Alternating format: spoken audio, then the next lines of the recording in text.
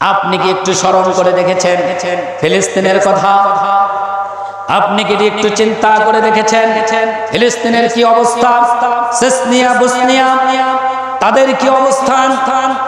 গোটা পৃথিবীর বুকে এখন ফিলিস্তিনের মানুষের যে অবস্থা, এই অবস্থা দেখে গাছ, আকাশ, বাতাস, পাহাড়, পর্বত, নদী, নালা সব কিছু ভারী হয়ে যায়। কিন্তু মানুষ এতটাই কঠিন হয়ে গিয়েছে, মানুষের হৃদয় নড়ে না, চড়ে না।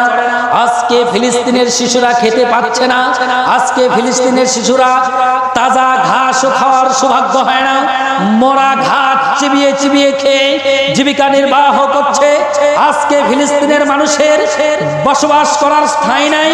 আজকে ফিলিস্তিনের মানুষের যারা আছে আল্লাহর পথে জিহাদ করছে, সংগ্রাম করছে, তাদের চিকিৎসার কোনো ব্যবস্থা নেই। তারা খাবারের জন্য যেখানে যায় সেখানেই বোম ফেলানো হয়, খাবারের জন্য যেখানে যায় সেখানেই তাদের উপর আক্রমণ করা হয়, হসপিটালে চিকিৎসার জন্য যায় সেখানেই তাদের উপর আক্রমণ করা হয়। আজকে গোটা বিশ্বের ধ্বজাধারী জাতিসংঘ নাম কাওয়াস্তে, এরা হলো জাতিসংঘ নাম ধারণ করেছে যে যারা অন্যায় করবে তাদেরকে প্রতিহত করবে।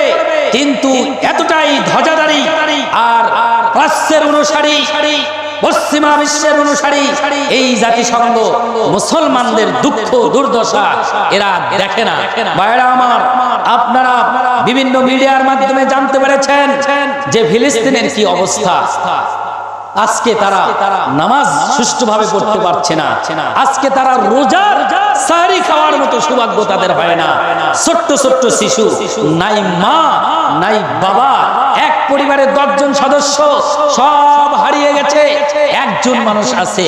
এক পরিবারের 5 জন সদস্য সব ফুরিয়ে গেছে, অনলি ওয়ান, মাত্র একটা শিশু বেঁচে আছে। আপনারা এগুলো দেখতেছেন।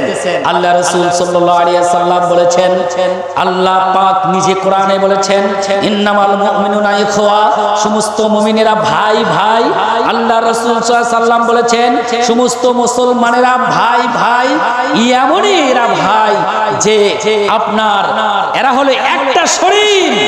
একটা মানুষের শরীরে যদি কোনো রোগ জাগে, অসুখ হয়, একটা ফোঁড়া যদি শরীরে হয়, সারা রাত গোটা শরীর তার ব্যথায় কাতরাতে থাকে। কথা বলেন ঠিক কিনা?